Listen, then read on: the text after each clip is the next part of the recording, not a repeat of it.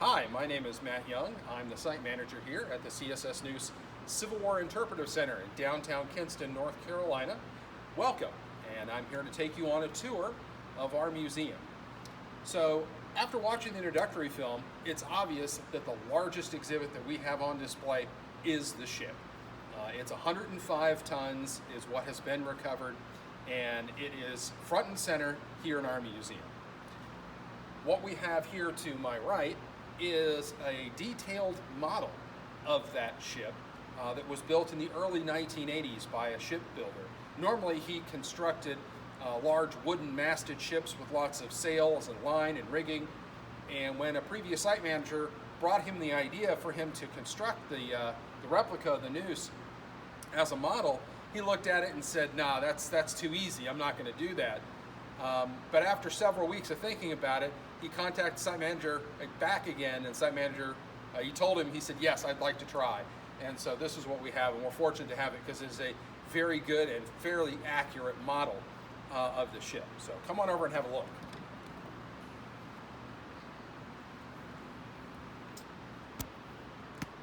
On the top deck, you can see the gun deck with both cannons on the inside. One facing forward, which is to the right, one facing aft, which is to the left.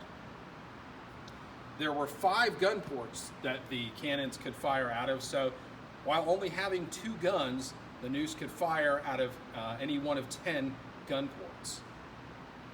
That is the gun deck, and it's protected by the casemate. That's that iron superstructure over the top that would have had 2 layers of 2-inch iron armored plate to protect the crew on the inside.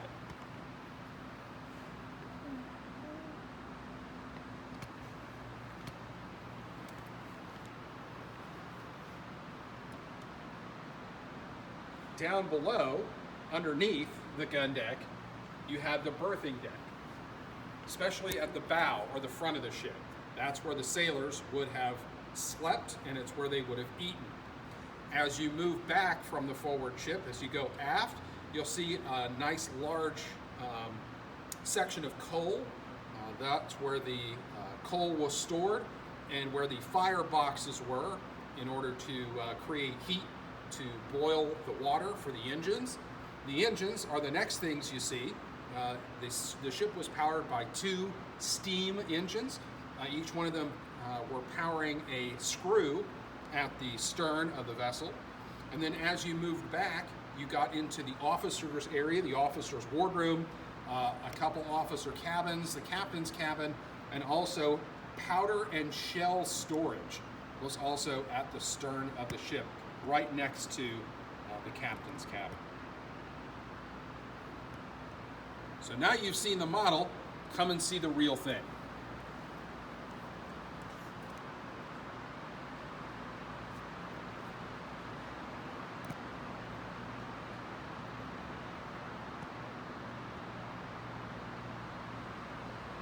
You can see up top we have a superstructure, an outline structure, that shows you just how large this ship would have been had it been in here and completed. What we have left of the ship is almost entirely longleaf pine. Most of the ship was made of longleaf pine. The keel, or the center of the ship, the backbone of the ship, was actually made of gum tree.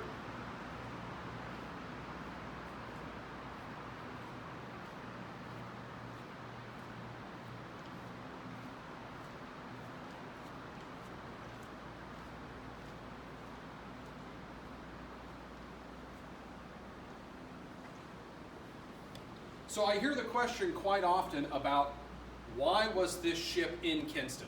Why was it on the Neuse River? And the main answer for that is geography. This is a part of a map of eastern North Carolina.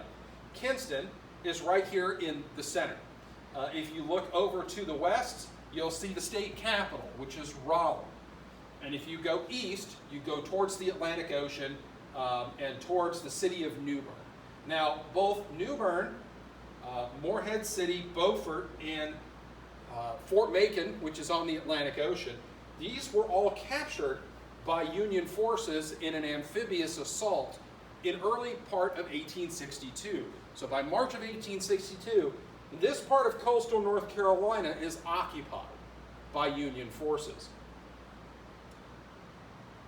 That led to the Confederate government, or the North Carolina government, telling the Confederate government, hey, we need some help here. You have to protect our river system, because these rivers were like highways into the interior of the state of North Carolina. So the Confederate Navy Department authorized 3 ironclads to be built on these rivers to protect the interior part of North Carolina. The Roanoke River, the Tar River, and then here on the Neuse River, which runs right through Kinston. An ironclad was built on the Tar up near Tarboro, but it was destroyed very early on in its production. Up on the Roanoke River, you had the production of the Neuse's sister ship named Albemarle. And Albemarle was built in Scotland Neck, or near Scotland Neck, and operated in the Roanoke River. She was very successful, one of the most successful Confederate ironclads that were built. Then you had the Neuse down here on the Neuse River. She was built between Kinston and Goldsboro on the Neuse River in a place that is now called Seven Springs, North Carolina. At the time it was called Whitehall. But the railroads really tell the story. There's a north-south rail line that runs from Wilmington, which is again on the Atlantic, up to Richmond, Virginia. That is where the Army of General Lee was operating out of. That was their base of supply. Then you have an east-west route that runs from the coast at Morehead City through New Bern, Kinston, Goldsboro, Raleigh, and all the way to the interior of the state, to Greensboro, and then to Charlotte. So this area where the 2 rails cross, north, south, east, west, at Goldsboro, was a vital rail junction. And you'll notice just to the east, here is Kinston. So Kinston is the key to getting to Goldsboro. That is why the Neuse was in Kinston, was to protect that vital east-west, north-south rail link-up in Goldsboro. Now, in 1862, as you saw in the film, a federal force left New Bern and hit Goldsboro via Kinston, and then went back. It wouldn't be again until March of 1865 that Union troops came out, and the battle at Wise Fork was fought just about 1.5 miles or 2 miles to the east of Kinston. So let's go explore ironclads a little bit more, and I'll tell you a little bit more about Neuse's sister ship, Albemarle.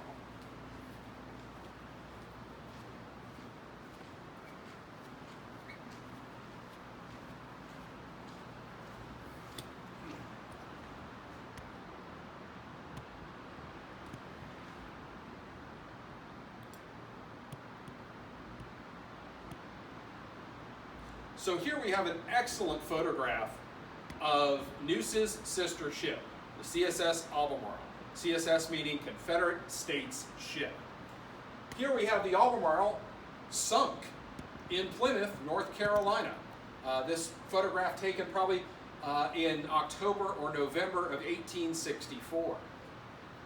The main problem with Confederate ironclads was that they had no protection underneath the waterline. Above the waterline, they were very well protected. 2 layers of 2-inch iron armored plate on top of 22 inches of wood in 3 different layers. So 5 layers, 26 inches of protection. The men were very well protected on the inside. But underneath was the Achilles heel. And a young Navy lieutenant commander by the name of William Cushing knew this.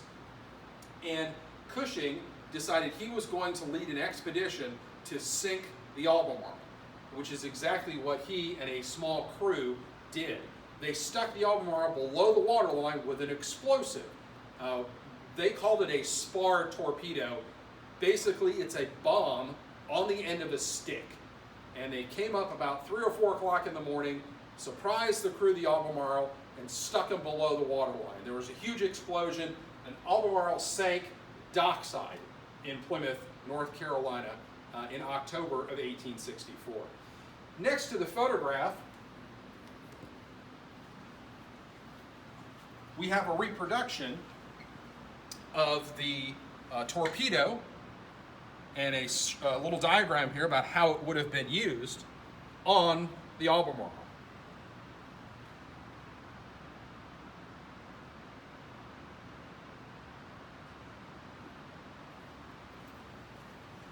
Now, one of the issues that the CSS Neuse faced, that almost all Confederate ironclads faced, was the problem of green wood. That is, there wasn't enough wood that had already been cut down, seasoned, and had been laying around for shipbuilding by the time the war started. Almost all the shipbuilding capability that the country had was in the north. There were really only two in the south, in Norfolk, Virginia, and in New Orleans, Louisiana. Problem is, both of those fall very early on in the war. By April of 1862, both are in Union hands.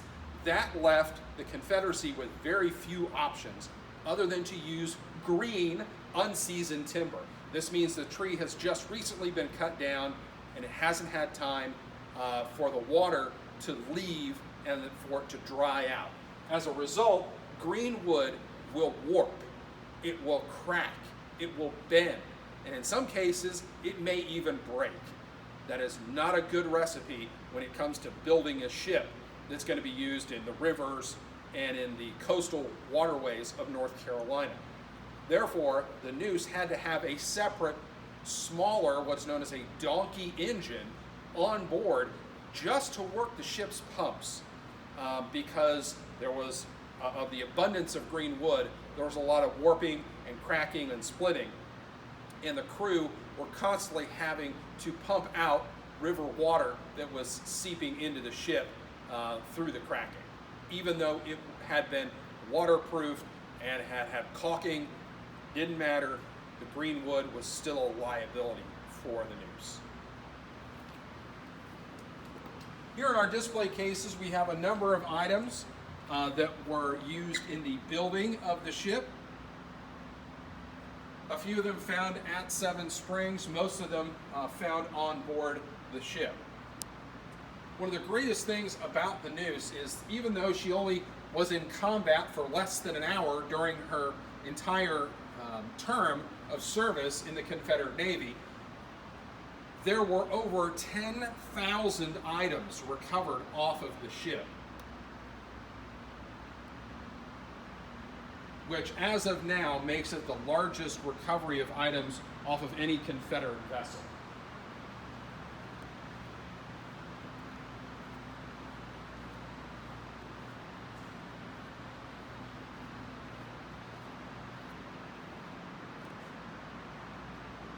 This is one of my favorite views of the ship. You're standing at the bow, looking down the main axis of the ship, also known as the keel of the ship.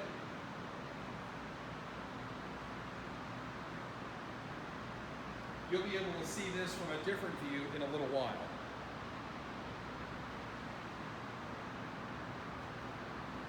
As I mentioned before, we had almost 10,000 objects recovered off the ship. We have an original piece of iron armored plate. We have the original ship's bell.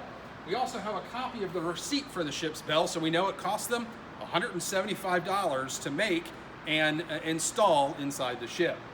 In addition, we have chain, a ladder, grappling hooks, and then we have a lot of the smaller fittings as well. Block and tackle, door frames, hinges, locks, oar locks, fire hose coupling, all of which are recovered off the ship. When the salvagers came in 1865, they really weren't concerned with a lot of this small stuff. They were more in it to get the big things out, like the engines, the boilers, the machinery, the cannons, and most of the iron plate. As a result, we only have very few pieces of iron plate left. We have less than 5, of which 3 are on display right now. So we have this one here that's on the wall, and then we have this one behind you, which is the largest piece of plate that we have still in existence. This is probably a piece of plate off the knuckle of the ship, which would have been just right at or right above the waterline, and it would have run horizontal along the waterline of the ship. Here we have an original piece of the casemate. As you can see, it was layered. This is the protective layer that was above the waterline that sheltered the cannons. There would have been 5 layers of wood.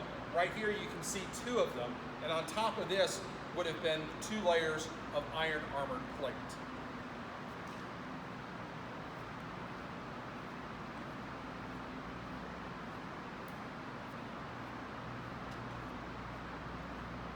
This is our reproduction. So you can see the reproduction behind me. I would be standing in the river. And now I'm standing on the deck of the ship. There's not that much distance between the river and the deck of the ship, giving the ship a very low profile in the water. The distance between the water and the deck is known as freeboard. As you can see, there's 8 to 10 inches of freeboard. That's what it was designed for. It was designed to be very low in the water, very difficult to hit, very difficult to see.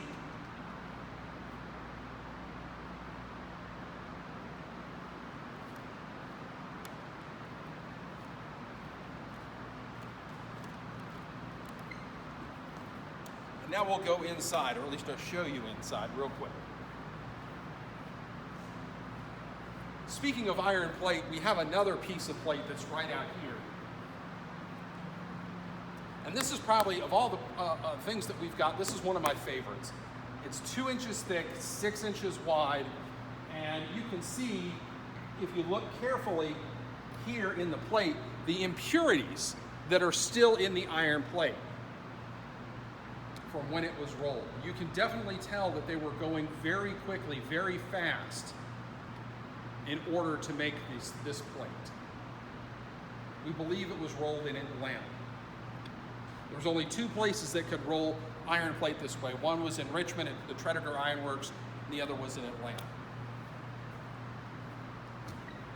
So here is a view of the interior of the casemate, or the gun deck. You have the pilot house straight away. That's where the ship's pilot would steer the ship from. And then you have the forward gun poking out through the forward gun port. These dimensions aren't exactly accurate. We had to give a little more headroom than was there historically. So as you can see, I'm about 5'10", and I can touch the top here. There's plenty of space between my head and the top of the ship. This, in reality, is about 10 inches or so too much. So to bring it down, there would have been about a 6'1", 6'2" clearance on board. So you didn't want to be more than 6'2" on an ironclad, or you were going to be stooping quite often when you're on the gun deck. The decks below may have been even less clearance.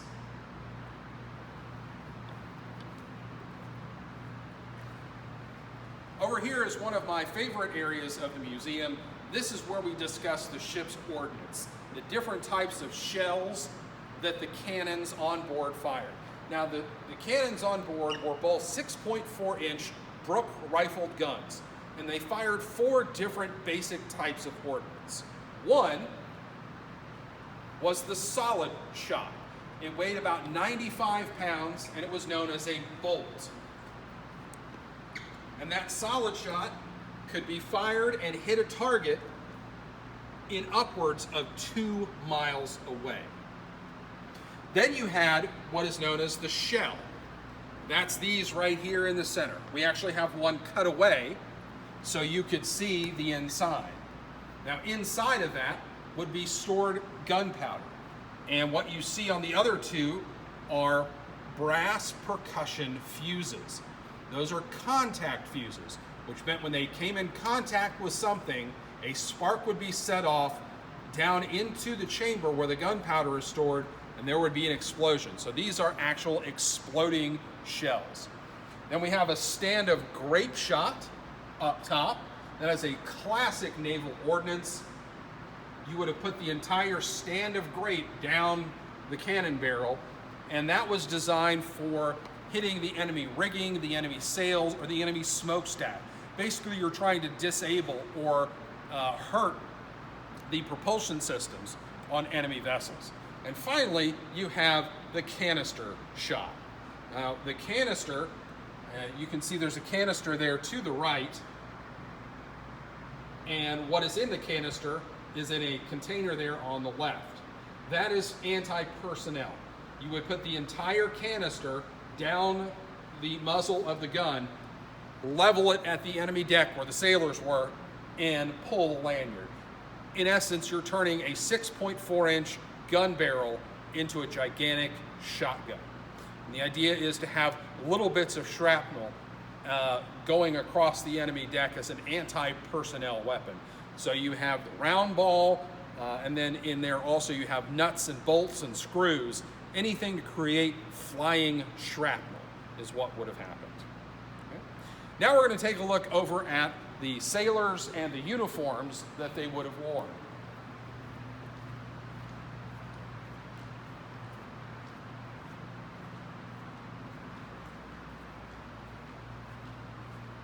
First off, we have an officer's uniform. The officers on board the Neuse, for the most part, were all professionals. Many of them had gone to Annapolis. Most of them had pre-war experience in the U.S. Navy. And during the course of its life, the Neuse had 3 commanders. William Sharp was the very first commander. He had been a Navy lieutenant.